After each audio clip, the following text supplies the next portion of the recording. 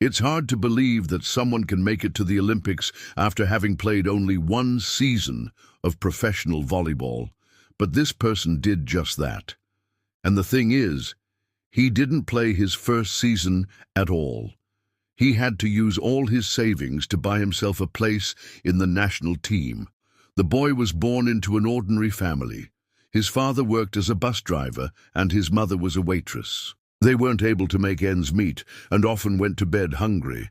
And even though little Hugo was very ashamed of it, sometimes he would have to go dumpster diving with his brother just to find something to eat. But despite these hardships, the boy dreamed of becoming a volleyball player. It seemed to him that if he succeeded, he would finally be able to pull himself together and take care of his parents. When Hugo turned 16, his dream became a reality. He was accepted into a sports academy. Soon, the guy was already considered to be the most promising young player. But he had to work really hard to earn this reputation because the coach was extremely strict. "If you don't give me 110%, get out," he said to the athletes. And so they trained, pushing themselves to their limits every day. Hugo had everything going for him. He was incredibly fast and could jump over a meter high above the ground. His serves were lightning quick and almost impossible to take. He was also good at blocking, making it nearly impossible to score against him. All the other guys on the team admired Hugo, but some of them were jealous because the coach always singled him out. "You're the best. You're going places, kid. I promise you'll be playing in the Champions League soon," he would say to the young man. But then one day during training, Hugo slipped and tore his cruciate ligament. His knee buckled under him, and he lay screaming on the ground for several minutes. The doctors managed to put the guy back together, but they warned him that he might never play again. Of course, Hugo didn't want to accept this. He couldn't just give up now, so he started working with a trainer. The guy did exercises from morning till night. Every day he would do 300 sit-ups, 50 squats and 40 lunges. But months went by and nothing changed. His knee still hurt terribly. The doctor took one look at him and told him to go home. "You won't make it, kiddo. Give it up. There are other professions where you can still succeed," he said. Of course, Hugo was devastated, but he had no choice. The guy returned home, but he still couldn't let go of his dream. That's when he heard about a volleyball club in another city that was willing to take a chance on him. So Hugo called them and asked if he could come to a tryout. "Listen, kid, we get calls like that every day. You think we're made of money? You'll have to bribe the coach yourself," the man on the other end of the line said, and hung up. And Hugo understood perfectly well that this was his last chance and he wasn't going to waste it. He saved up the last of his money, called the club again, and asked how much the coach wanted. And without even thinking twice, Hugo transferred the money. He came to the tryouts and immediately caught the attention of the coach. Despite the fact that the guy hadn't played for a year and a half, he was still a cut above the rest. His technique was beautiful, his serves were powerful, and no one could block his attacks. "I haven't seen such skill in a long time. Welcome to the team," the coach said to Hugo.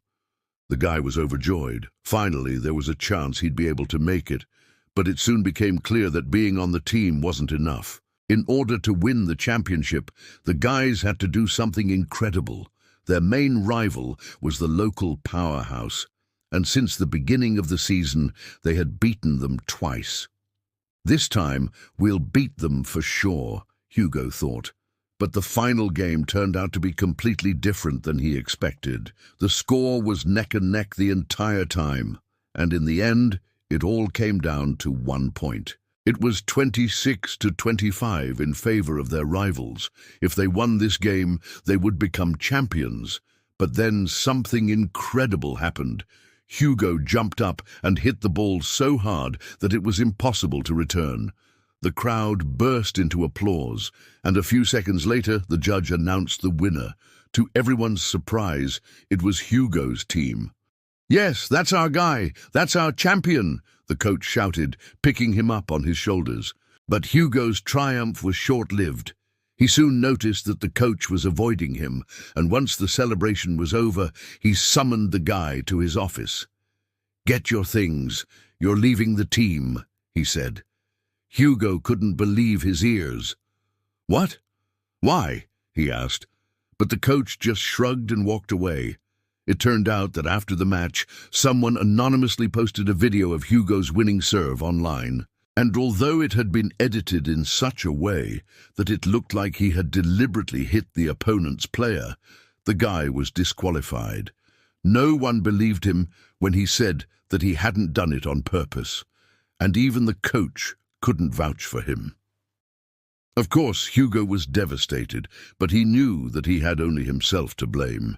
After all, it was he who had bribed the coach to get onto the team. He decided to quit volleyball and get a job at a factory, but then he remembered what the coach used to say to him: "You're the best, kid. You're going places." And Hugo realized that he couldn't give up. He had to prove to everyone that he was right.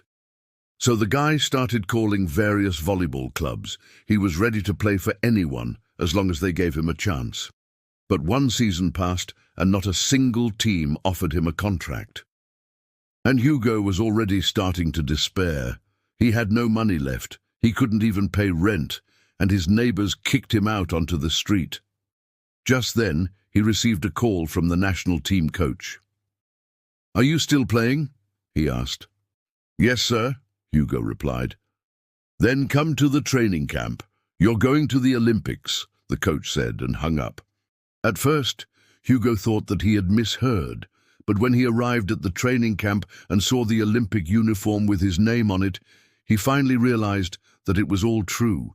The guy dedicated his entire life to volleyball. He went through hell and back.